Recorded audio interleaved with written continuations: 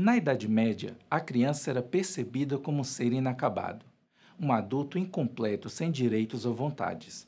Somente a partir do século XVIII começa-se a perceber a infância de uma outra maneira, uma fase da vida com necessidades diferentes dos adultos. Com essa nova percepção, a escola também é repensada para atender às demandas e particularidades do desenvolvimento da criança, mais adequadas ao momento histórico da modernidade e, posteriormente, da contemporaneidade.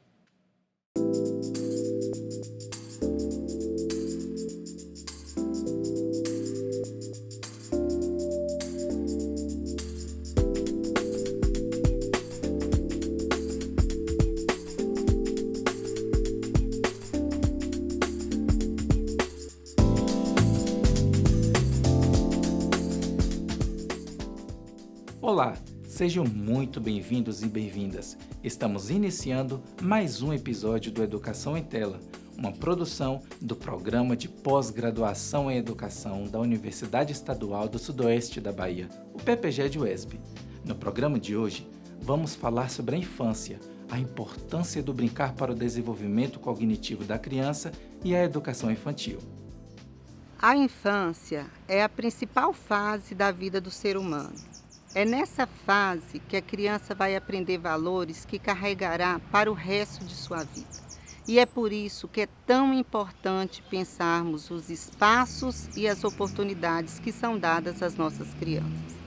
O direito de brincar está relacionado a uma determinada concepção de criança, que compreende a criança como um ser social e histórico, construtor de cultura, de conhecimento, e pertencente a uma categoria geracional que possui um estatuto próprio, que é a infância.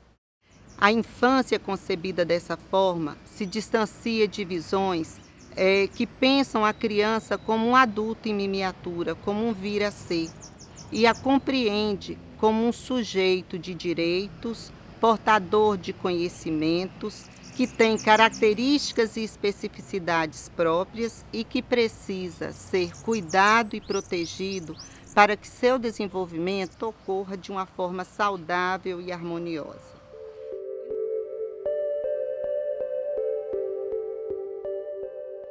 Inúmeros estudos de várias áreas do conhecimento, da psicologia, da sociologia, da história, da antropologia, eles trazem importantes contribuições para a gente compreender a linguagem do brincar e o papel que o brincar exerce no desenvolvimento infantil e do ser humano de um modo geral. O Huizinga, por exemplo, em sua obra Homo Ludens, ele apresenta o jogo na gênese do raciocínio. Para esse estudioso, o jogo é tão primordial, assim como o raciocínio, assim como a construção de bens, de objetos. Um outro estudo que a gente poderia citar é do antropólogo e filósofo Bruguet, que vai enfatizar o aspecto cultural e social do brincar. Para ele, o brincar é muito mais do que uma atividade individual. É uma atividade carregada de simbolismos sociais, de cultura e que, portanto, precisa de ser aprendido como outras atividades.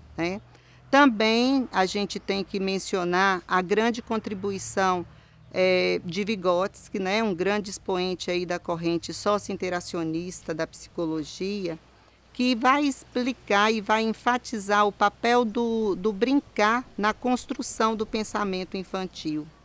É brincando, é jogando que a criança revela o seu estado cognitivo, o seu estado visual, e ela vai interagindo e dando sentido ao mundo e às vivências que a cercam.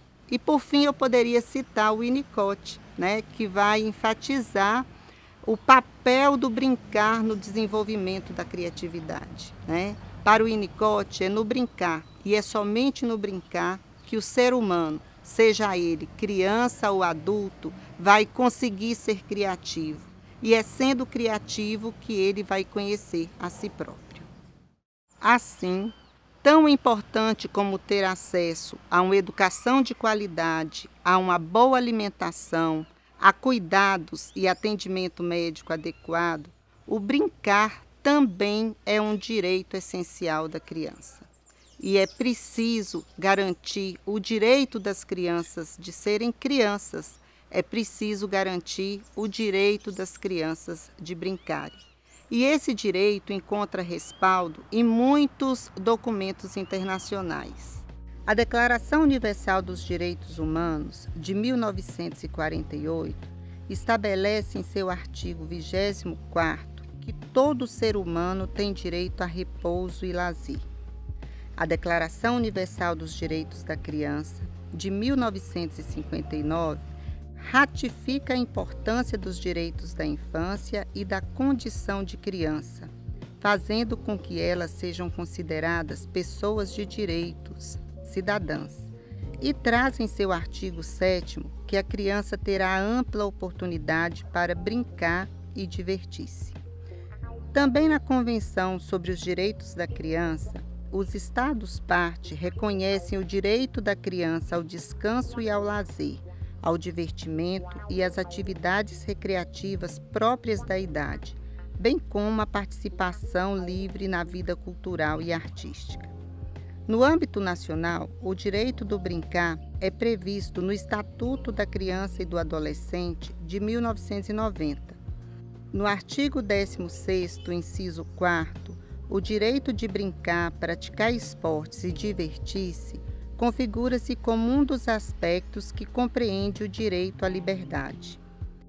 Também, o Marco Legal da Primeira Infância apresenta no artigo 5º o brincar e o lazer como uma das áreas prioritárias para as políticas públicas para a primeira infância, ao lado da saúde, da alimentação, da nutrição, da educação infantil, dentre outras áreas consideradas primordiais.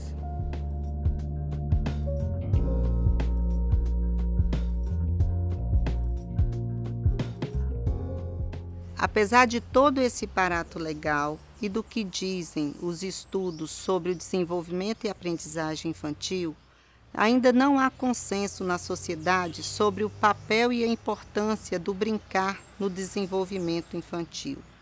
Visões do brincar como algo sem importância, que só deva ser praticado após as tarefas importantes, ainda encontra defensores até mesmo no meio educacional.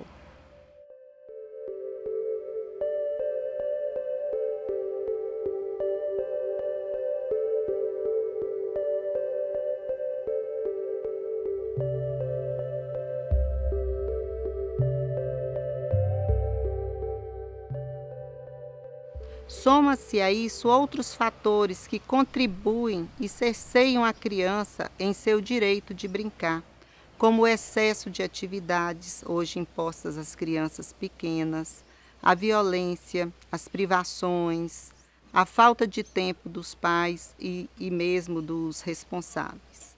O brincar também encontra pouco espaço na escola. Mudar essa realidade implica em uma mudança na perspectiva da formação de professores e investimento na política de formação, seja ela inicial e continuada de professores. E também em iniciativas que contribuam e promovam a formação lúdica do educador. Pensando nisso, em 2003, foi criado na Universidade Estadual do Sudoeste da Bahia o Programa de Extensão Ludoteca, um espaço de práticas interdisciplinares em educação. Localizado no campus da UESB em Itapetinga, a Ludoteca atende crianças da comunidade itapetinguense, grupos de escolares, crianças das cidades circunvizinhas, oferecendo um ambiente rico, repleto de jogos, brinquedos e brincadeiras e de vivências lúdicas.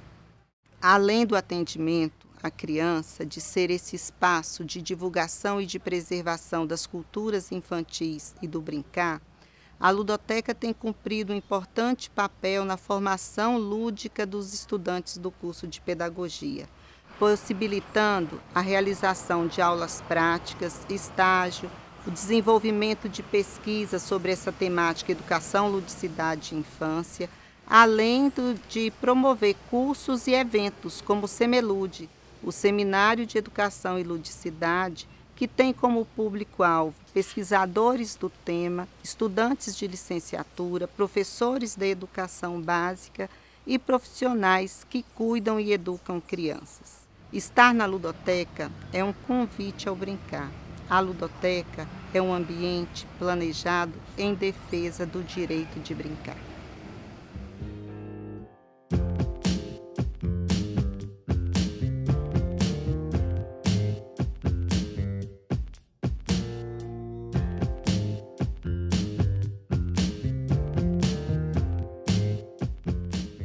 Investir na formação de professores com vistas a uma educação lúdica pode atrair a atenção das crianças de forma significativa. Para poder garantir o sucesso do processo de ensino-aprendizagem, o professor deve utilizar dos mais variados mecanismos de ensino, entre eles as atividades lúdicas. Tais atividades devem estimular o interesse, a criatividade, a interação, a capacidade de observar, experimentar, inventar e relacionar conteúdos e conceitos. Para compreender melhor a importância do lúdico, da brincadeira, nada melhor que escutar os próprios sujeitos, as crianças.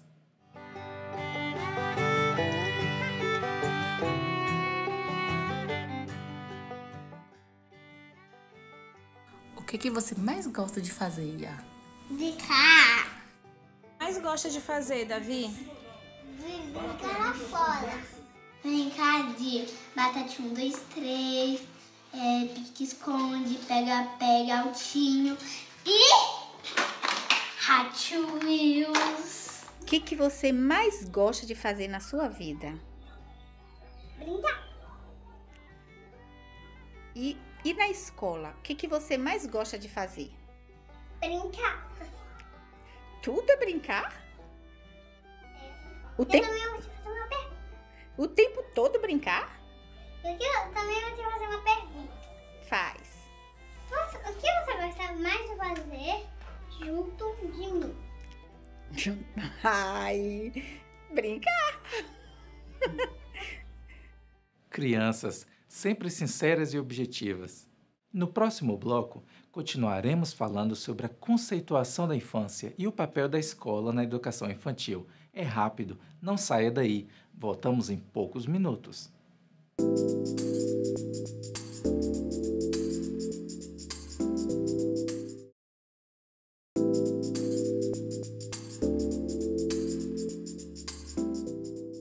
A percepção sobre o desenvolvimento da criança que temos hoje se inicia há alguns séculos atrás. Durante esse período, diferentes autores contribuíram para uma conceituação mais precisa e qualificada da noção de infância e, consequentemente, do significado do que é ser criança. Crianças sempre existiram, independente das concepções que se construíram sobre elas. Philippe Arriès, um historiador francês, ele vai dizer que na Idade Média não existiu sentimento de infância. Sentimento de infância é caracterizado como o respeito às diferenças entre adultos e crianças. São as particularidades infantis. E neste contexto da Idade Média não existia esse sentimento. Então a infância ela foi inventada pela modernidade, né, a partir dos ideais de Rousseau e outros teóricos da educação como Pestalozzi e Froebel, que contribuíram para essa invenção e conceituação de infância, da infância moderna.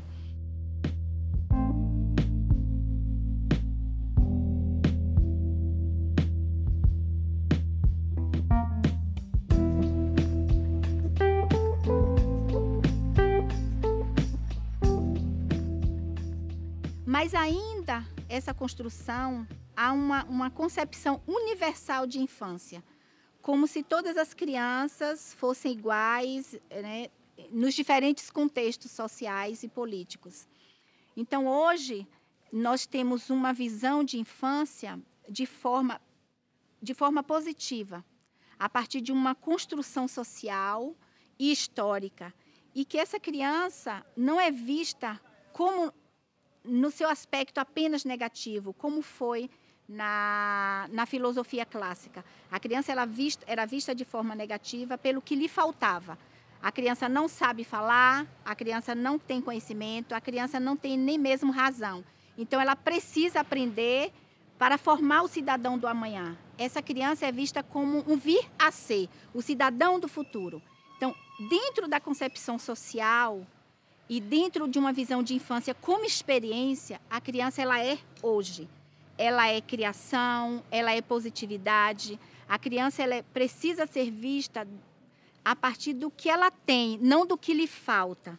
Então, hoje, nós pensamos uma infância, a partir de uma virada epistemológica, vai se construir um conceito de infância a partir de uma perspectiva histórica e social, onde a criança é vista de forma criativa, a criança é vista na sua positividade e não na negatividade. A criança é vista como um processo não linear, cronológico, né? O que o autor Cohan vai chamar do tempo. O tempo da criança não é o cronos, mas é o tempo da experiência, é o tempo aion, que esse tempo da experiência é um tempo circular, que não marca passado e presente e futuro, mas é o que a criança é hoje. Quem a criança é hoje? É um sujeito de direito e que precisa ser respeitado nas suas particularidades. É a infância como experiência.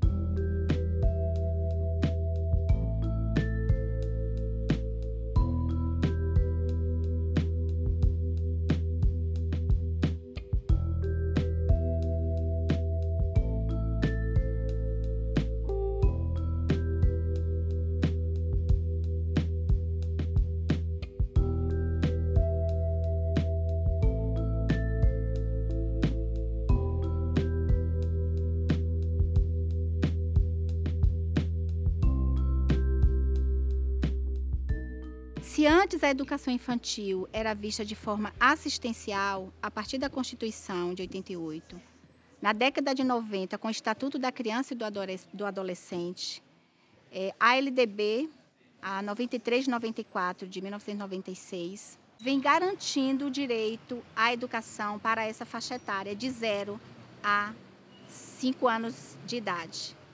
E o Estado, ele tem a obrigação de ofertar, de oferecer essa educação para essa faixa etária em escolas públicas e de qualidade.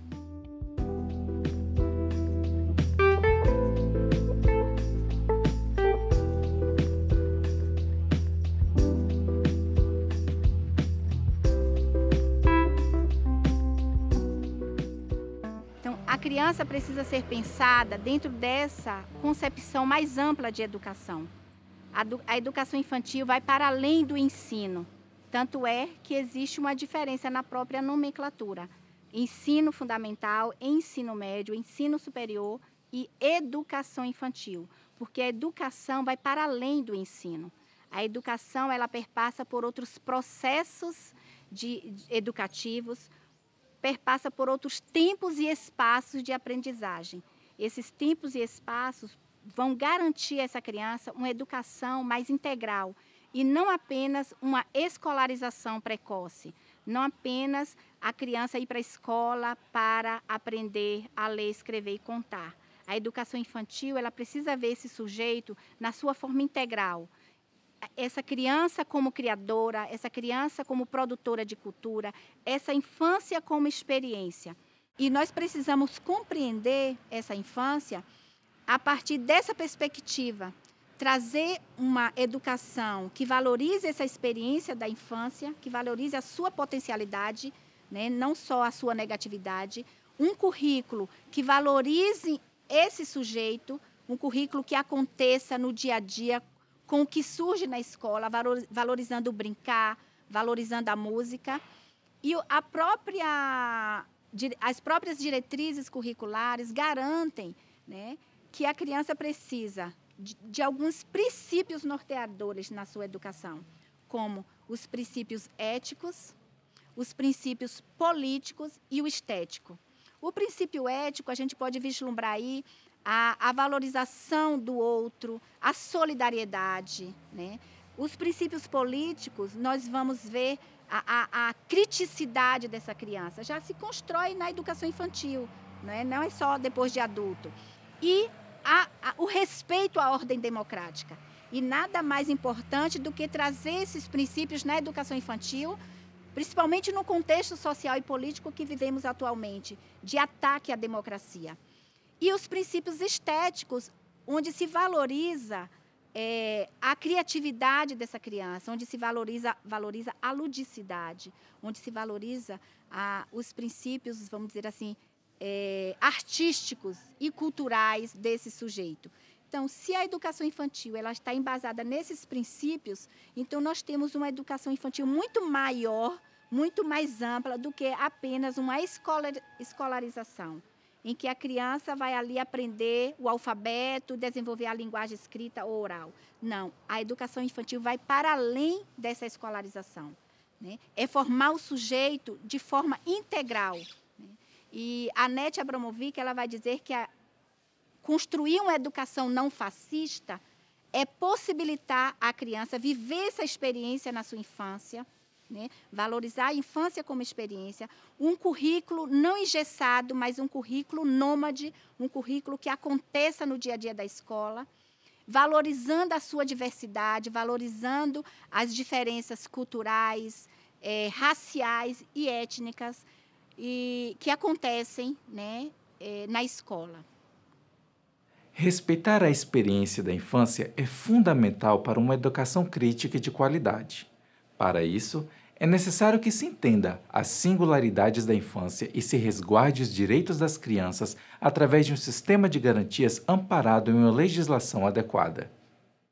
Quando falamos sobre direitos da criança, estamos falando de uma discussão que ganha força principalmente na década de 1980 e se amplia com o Estatuto da Criança e do Adolescente.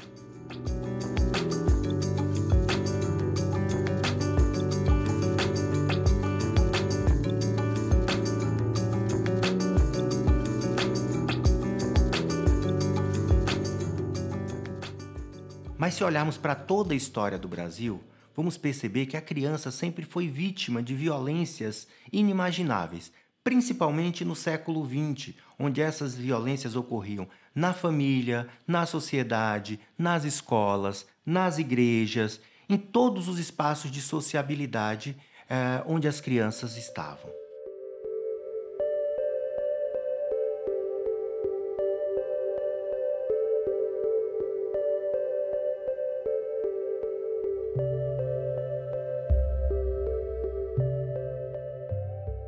Hoje, quando olhamos para o Brasil atual, nós temos mais de 4 milhões de crianças em situação de pobreza. E essas crianças estão dentro da escola, a maioria delas. E aí, quando falamos sobre essa pobreza, nós vamos discutir um pouco daquilo que vem junto com a pobreza, que é a negação de direitos, ou seja, a negação de direitos básicos, como direito à alimentação, direito à escola, direito à saúde, direito à vida, direito ao brincar. Muitas crianças são obrigadas a ir para a rua, ficar em situação de rua para conseguir alimentos para a sua própria sobrevivência, alimentos para a sobrevivência da sua própria família. Nós vivemos um período em que a negação de direitos ela está muito presente, mas principalmente no cotidiano das crianças pobres. Quando olhamos para as escolas, principalmente as escolas públicas e mais ainda as escolas que estão localizadas em regiões periféricas, nós vamos perceber um número gigantesco de crianças que chegam à escola, que estão na sala de aula e que, no seu cotidiano, são vítimas de violências diversas. Eu costumo dizer que a escola não tem um cabideiro do lado de fora, onde as crianças penduram todos os seus problemas sociais, todas as violências que são sofridas.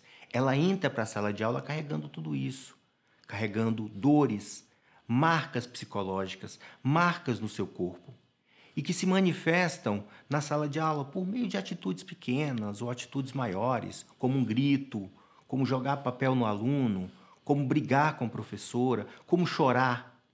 São marcas da violência sofrida pela criança no seu cotidiano. E se nós olharmos para a escola tem um papel fundamental na garantia de direitos. E a escola precisa olhar para esses significantes que fazem parte do cotidiano da criança. Esses significantes que trazem a violência para a sala de aula. A escola, acima de tudo, tem que ser um espaço de garantia de direitos, tem que ser um espaço de luta pelo direito da criança, tem que ser um espaço de justiça social, tem que ser um espaço de garantia dos direitos humanos. Nós, professores, professoras, somos, acima de tudo, também responsáveis pela garantia do direito da criança. E a escola tem um papel fundamental nisso. Um papel de observar a criança para além da figura do aluno ou da aluna, mas enxergá-la enquanto criança, que no seu cotidiano pode sofrer violências diversas e pode estar sofrendo violências diversas. Nós temos que transformar a escola nesse espaço de luta, nesse espaço de garantia de direitos. E a sala de aula não pode ser apenas um espaço de transmissão de conteúdo, mas um espaço que seja possibilitador da garantia e da defesa dos direitos da criança. Como vimos, a escola não é um mero espaço de ensino. Ela também resguarda os direitos da criança de acordo com a legislação. E, para isso, a contribuição de professores e professoras é importantíssima na observação do cotidiano escolar. Para quem quiser conhecer um pouco mais sobre o tema e aprofundar seus estudos sobre infância, o brincar, os direitos das crianças e a educação infantil, visite o site do Programa de Pós-Graduação em Educação da UESB, www.uesb.br/ppg/ppged. Aqui vamos encerrando mais um episódio do Educação em Tela. Espero que este programa tenha sido de interesse e relevância para você. Eu fico por aqui e até o nosso próximo episódio.